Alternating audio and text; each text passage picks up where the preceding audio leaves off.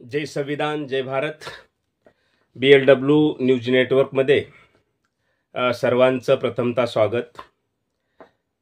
2024-25 हे भारतीय संविधानाचं अमृत महोत्सवी वर्ष आणि त्यानिमित्ताने आपण 395 कलमाचा सर्व संदर्भ घेऊन भारतातील सर्वसामान्य माणूस हा संविधान साक्षर झाला पाहिजे आणि आपलं राष्ट्र हे कल्याणकारी राष्ट्र निर्माण व्हावं या हेतूने आज आपण संविधानाचं जी उद्देशिका आहे त्या उद्देशिकेसंदर्भात बोलणार आहोत. खरं तर ही उद्देशिका समजून घेत असताना आपण त्याला प्रास्ताविकाही म्हणतो आणि प्रत्येक शाळेमध्ये खरं तर 2006 पासून ही प्रास्ताविकेचं वाचन केलं जातं. परंतु वाचन करत असतानाच सगळ्यांनाच त्या उद्देशिकेचा अर्थ कळाला पाहिजे. नुसतं वाचन करून चालणार नाही, तर त्याचा अर्थ नेमका घटनाकारांना काय अपेक्षित होता हे पाहिलं पाहिजे. पहा, आम्ही भारताचे लोक.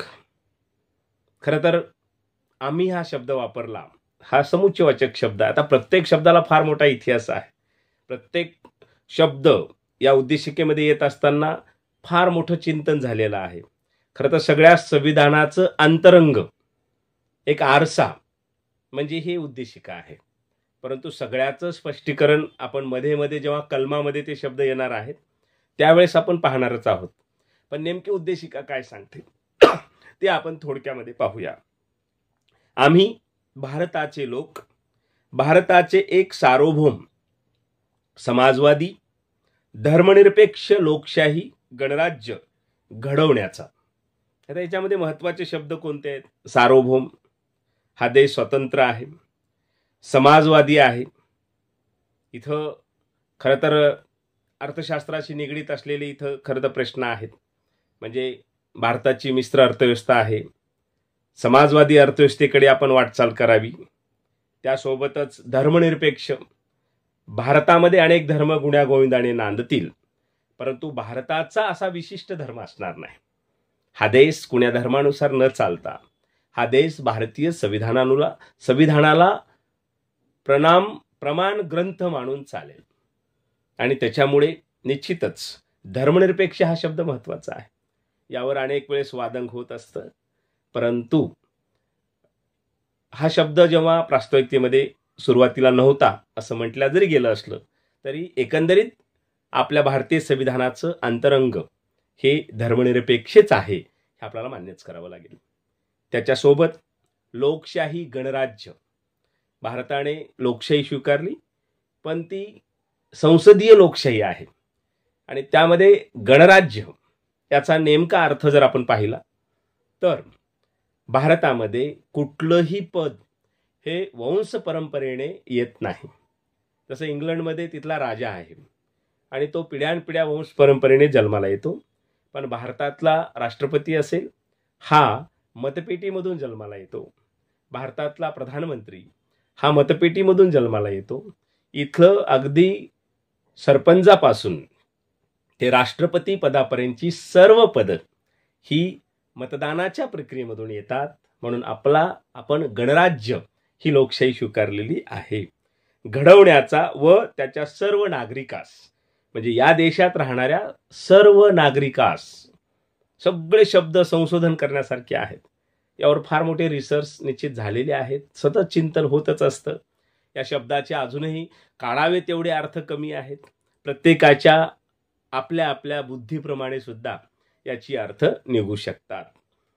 सामाजिक, आर्थिक व राजनैतिक न्याय भेटत असताना तो सामाजिक न्याय भेटला पाहिजे. सामाजिक न्यायामधूनच समता प्रस्थापित होत असते. राजकीय न्याय आणि आर्थिक जी विषमता वाढलेली आहे ती आर्थिक विषमता जाऊन आर्थिक समता प्रस्थापित होणं गरजेचं आहे. प्रत्येकाला आर्थिक न्याय भेटला पाहिजे. राजनैतिक न्याय प्रत्येकाला भेटला पाहिजे. प्रत्येकाला राजकारणामध्ये सुद्धा उतरण्याचा, लढण्याचा, जिंकण्याचा आणि प्रतिष्ठा मिळवण्याचा हक्क आहे. विचार, अभिव्यक्ती, विश्वास, श्रद्धा व उपासना याचे स्वातंत्र्य.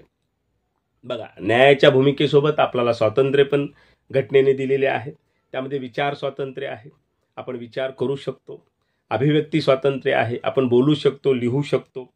विश्वास आणि श्रद्धा, उपासना, आपण आपल्या कुठल्याही आपण ज्यांना महापुरुष मानतो, आपण ज्याला दैवत मानतो, आपण ज्याला ईश्वर मानतो, त्या सगळ्यांची श्रद्धेनं उपासना करण्याचं पूर्ण आपल्याला स्वातंत्र्य आहे. दर्जाची व संधीची समानता, या देशामध्ये प्रत्येकाला दर्जा आणि संधी ह्या दोन्हीची समानता प्राप्त झालेली आहे. प्रत्येकाला संधी भेटली पाहिजे. आज खरं तर याची नितांत गरज आहे. उद्देशिका परिपूर्ण पद्धतीने राबवली तर निश्चित आपला राष्ट्र कल्याणकारी बनू शकतं. पहा, एवढी ताकद, एवढं सुंदर, एवढं प्रेरणादायी खऱ्या अर्थाने मूल्य आपल्याला या उद्देशिकेमध्ये सापडतं. निश्चितपणे प्राप्त करून देण्याचा आणि त्या सर्वामध्ये व्यक्तीची प्रतिष्ठा व राष्ट्राची एकता आणि एकात्मता याचे आश्वासन देणारी बंधुता प्रवर्धित करण्याचा संकल्पपूर्वक निर्धार करून. संकल्प महत्वाचा आहे ना. आपण नवीन वर्षाची संकल्प करत असतो. हा संपूर्ण देशाने संकल्प करायचा आहे. एखाद्या समाजाने, एखाद्या धर्माने, एखाद्या प्रदेशाने संकल्प करून चालणार नाही.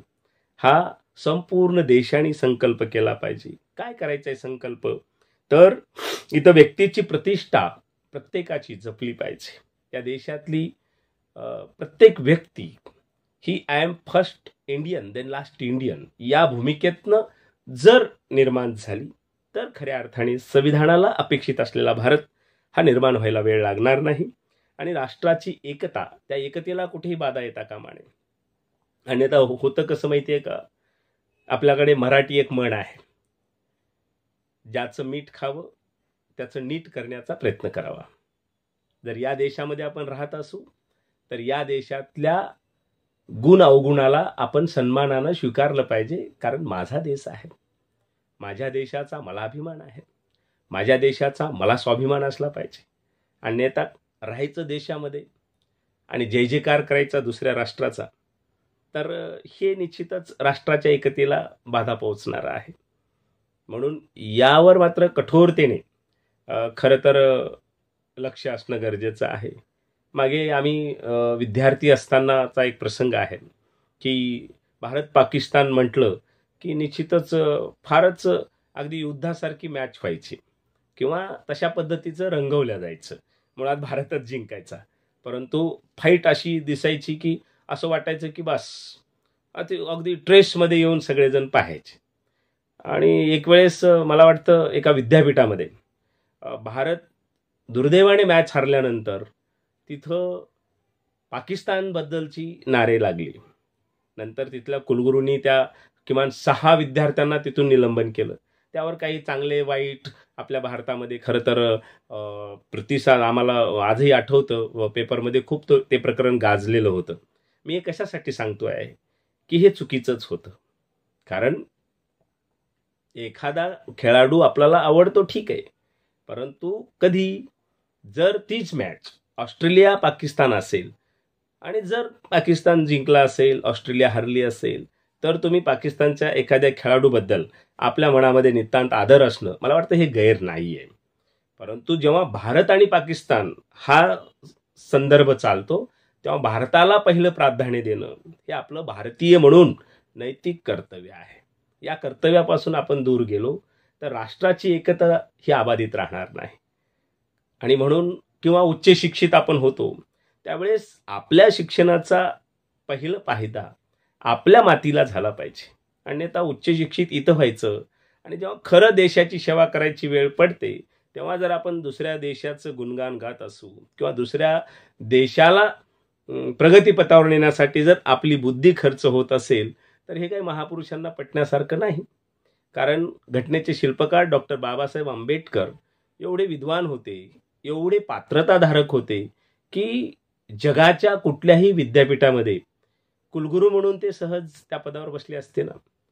परंतु त्यांनी एक आदर्श घालून दिलेला आहे की आपण आपली विद्वत्ता प्रथमतः आपल्या देशासाठी वापरली पाहिजे आणि त्यातून राष्ट्रीय एकात्मता आणि त्यातून राष्ट्रीय एकता ही अबाधित राहू शकते. हाच कदाचित अतिशय गर्भित अर्थ या शब्दाचा आहे असं आम्हास वाटतं. आणि म्हणून ती बंधुता प्रवर्धित करण्याचा संकल्पपूर्वक निर्धार करायचा आहे. आमच्या संविधान सभेस आज दिनांक 26 नोव्हेंबर 1949 रोजी याद्वारे हे संविधान अंगीकृत आणि अधिनियमित करून स्वतः प्रत अर्पण करीत आहोत. अशा पद्धतीनं हे भारताच्या राज्यघटनेचं अंतरंग आपण पाहिलेलं आहे. नक्कीच इथून पुढे भारतीय संविधानाचा अमृत महोत्सव आणि प्रत्येक कलमाचा एक सोप्या पद्धतीने अर्थ सांगण्याचा BLW न्यूज नेटवर्कवर प्रयत्न राहील. आपण निश्चितच याचा आम्हाला अशाच पद्धतीनं सहकार्याने पाठबळ द्यावं. तूर्तास थांबतो. नमस्कार.